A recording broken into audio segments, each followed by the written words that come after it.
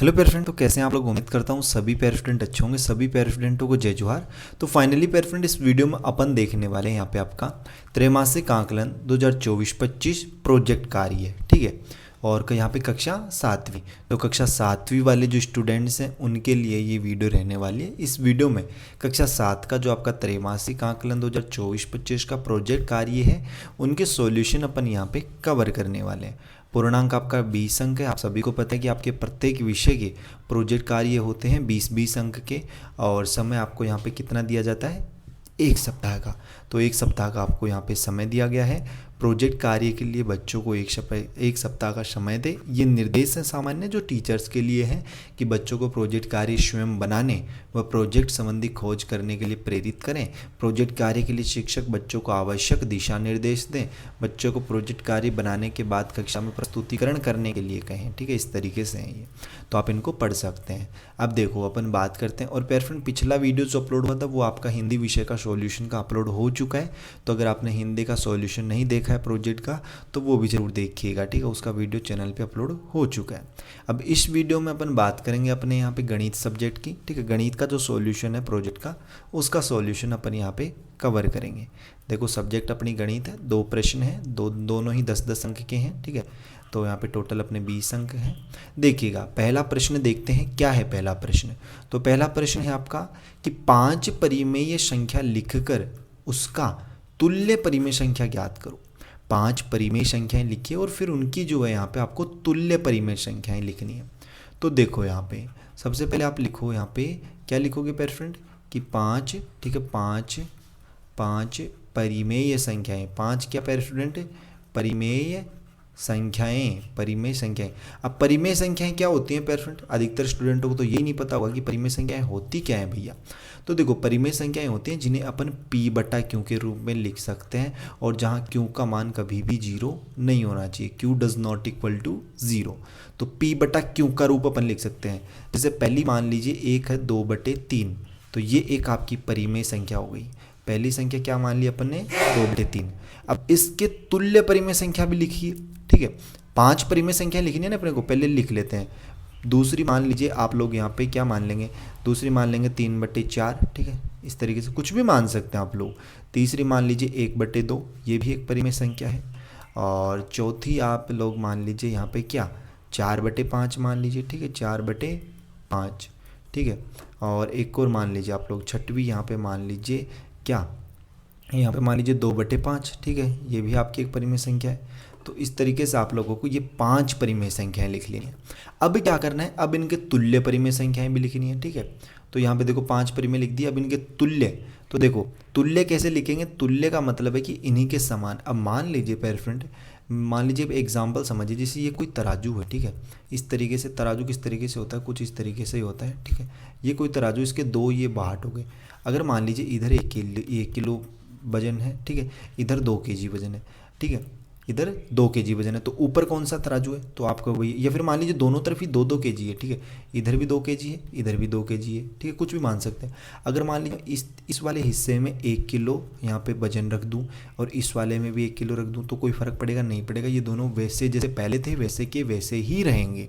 तो सेम वही मान लीजिए, अगर इस संख्या में अपन ऊपर नीचे सेम संख्या से गुणा कर दें, ऊपर भी और नीचे भी, तो इस संख्या में कोई फर्क नहीं पड़ेगा। जो संख्या अपने को प्राप्त होगी वो एक तुल्य ही होगी, इसी के समान होगी। तो अपन ने क्या किया, ये अपनी एक परिमेय संख्या थी 2/3, इसको अपन ने गुणा कर दिया ऊपर नीचे 2 से। तो बना क्या अपना, देखो 2 को 2 से करेंगे कितना, 2 दूनी 4, ठीक है। और नीचे 3 को 2 से करेंगे तो 3 दूनी 6। तो क्या ये अपनी एक 4/6, ये क्या है, इस परिमेय संख्या की तुल्य परिमेय संख्या है, ठीक है। तो इस तरीके से आप लोग कर दिए। अब कुछ स्टूडेंट कहेंगे भैया आपने 2/2 से क्यों किया, अरे 2/2 से नहीं, 3/3 से भी कर सकते हो, ठीक है। आपकी जो इच्छा हो उससे कर सकते हो। सेम इसी तरीके से भी इसको भी अपन 2/2 से गुणा कर देंगे, तो ये कितना बनेगा, ये बनेगा आपका ऊपर 3 को 2 से करेंगे तो 6/8। ये इसकी क्या है पेयर स्टूडेंट, परिमेय संख्या है, ये इसकी परिमेय तुल्य परिमेय संख्या है, ठीक है। इसको भी आप ऊपर नीचे 2/2 से गुणा कर दीजिए। तो देखो ये कितनी बन गई, ये बन गई आपकी 2/4। तो ये इसकी तुल्य परिमेय संख्या हो गई। इसको गुणा कर दीजिए आप लोग, चलो इसको अपन 3/3 से कर लेते हैं, ठीक है। अपन इसको 3/3 से, 2/2 से भी कर सकते हैं, 3/3 से भी कर सकते हैं। देखो 4 को 3 से गुणा करोगे कितना, आपको भैया 4 3 12, और नीचे 5 को 3 से करेंगे 5 3 15, तो कितना हो गया 12/15। ये क्या है, ये 4/5 की तुल्य परिमेय संख्या है, ठीक है। इसी तरीके से इसको भी कर लीजिए, इसको भी अपन 3/3 से ही कर लेते हैं, ठीक है। तो यहाँ पे इसका क्या हो गया, तो इसका हो गया 2 3 6 और 5 3 15, ठीक है। तो इस तरीके से आपको इन सभी की तुल्य परिमेय संख्याएं भी लिख लेनी है, ठीक है। आप चाहें तो इनको वैसे भी लिख सकते हैं कि सबसे पहले ऐसे लिखिए परिमेय संख्याएं, ठीक है, परिमेय संख्याएं, ठीक है, परिमेय संख्याएं कितनी 5, है ना। तो वो यहाँ पे लिखी, सबसे पहले अपन ने लिखी थी 2/3, फिर दूसरी लिखी थी 3/4, फिर एक लिखी थी 1/2, और फिर लिखी थी अपन ने 4/5, और फिर 5वें नंबर पे क्या लिखी थी 2/5, ठीक है, 2/5, 2/5 इस तरीके से। अब नीचे लिखिए आप लोग लाइन लगा के, ठीक है, ऐसे एरो लगा दीजिए, ठीक है, एरो का निशान, और यहाँ पे भी एरो लिखाइए कि तुल्य परिमेय संख्याएं, ठीक है, इनके तुल्य परिमेय संख्याएं, किनके, जो अपन ने ऊपर लिखे ना, इनकी तुल्य परिमेय संख्याएं, ठीक है, संख्याएं इस तरीके से।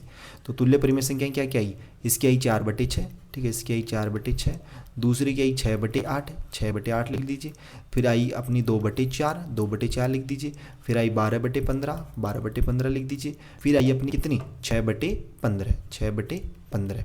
तो इस तरीके से आप लोग लिख दीजिए, ठीक है। तो ये हो गई 5 तुल्य परिमेय संख्याएं और 5 तुल्य परिमेय संख्याएं।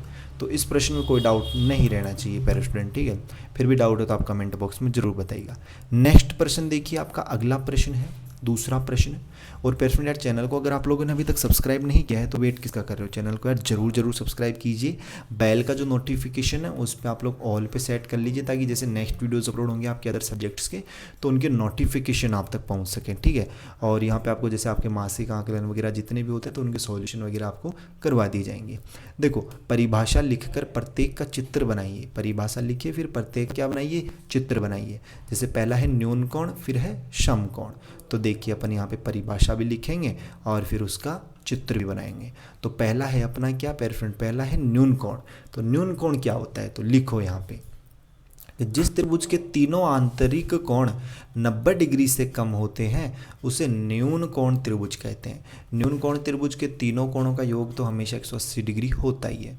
वो तो चाहे कोई सा भी त्रिभुज हो, सभी त्रिभुज का योग 180 डिग्री होता है, ठीक है। लेकिन न्यून कोण त्रिभुज में जो आंतरिक, जो अंदर के कोण है, आंतरिक कोण मतलब जो अंदर के कोण है वो 90 डिग्री से कम होते हैं। तो यहाँ पे देखो, ये एक त्रिभुज है जिसके अंदर के कोण एक 70 डिग्री का, एक 80 है, एक 40 है, तीनों कोण ही 90 से कम है। तो ये कौन सा त्रिभुज है प्यारे फ्रेंड, न्यून कोण त्रिभुज। ये कौन सा त्रिभुज है, न्यून कोण त्रिभुज है प्यारे स्टूडेंट, ठीक है। तो इस तरीके से आप लोग लिख लीजिए अगर इसका आंसर।